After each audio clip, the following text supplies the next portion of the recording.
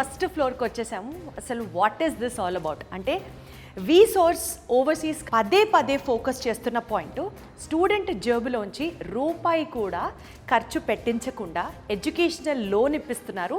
Then వాళ్ళకి కూడా scholarship వచ్చే అవకాశాలు ఉన్నాయి అండ్ దాంతోనే చదువు అంతా కంప్లీట్ అవుతుంది. కానీ ఇక్కడ మీరు తెలుసుకోవాల్సిన point, you are answerable for every rupee what you spend అన్నది ఒక పాయింట్ ఉంది కదా.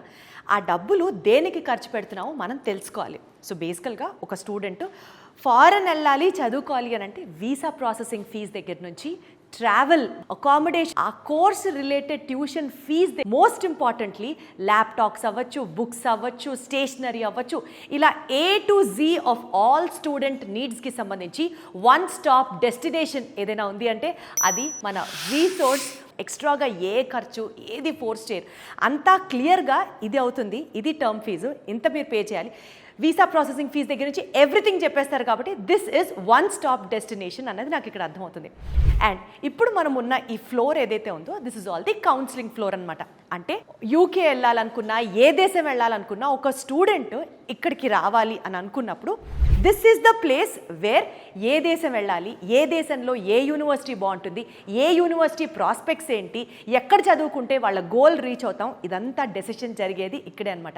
ఎందుకంటే మీరు చూస్తున్నారు ఇక్కడ ఉన్నటువంటి కౌన్సిలర్స్ ఎవరైతే ఉన్నారో more than 10 years of experience ఉంది వీళ్ళకి.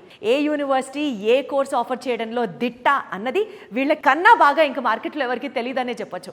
అందుకనే ఏ యూనివర్సిటీలో ఏ కోర్స్ తీసుకుంటే స్టూడెంట్కి ఏ లైఫ్ సూపర్గా ఉంటుంది అన్నది ఈజీగా మన డెసిషన్ని సింప్లిఫై చేయడానికి you have to come to this floor.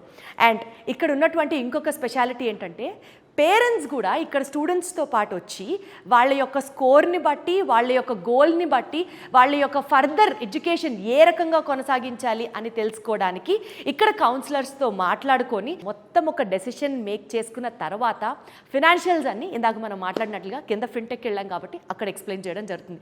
సరే, లోన్ ప్రాసెసింగ్ ఈజీ అవుతుంది, వీసా ప్రాసెసింగ్ ఈజీ అవుతుంది, వీళ్ళు అవైలబుల్గా ఉన్నారు, ఇంతవరకు ఓకే. కానీ 24/7 రెస్పాన్సివ్గా ఉన్నారు అన్నది మాత్రం నిజంగా ఇక్కడ అండర్లైన్ చేసుకోవాల్సిన పాయింట్. ఎందుకంటే ఎవరికైనా సరే గబుక్కుని ఒక డౌట్ వస్తుంది, ఒక ప్రశ్న అడగాలనిపిస్తుంది.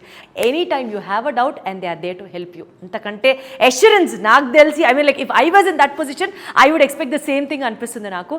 అంతే అష్యూరెన్స్ కల్పిస్తున్నటువంటి ఈ వీసోర్స్ నిజంగా స్టూడెంట్ లైఫ్ని ట్రాన్స్ఫార్మ్ చేయడంలో ఓ మోస్ట్ ఇంపార్టెంట్ రోల్ ప్లే చేస్తుంది అని మాత్రం నాకు చెప్పొచ్చు.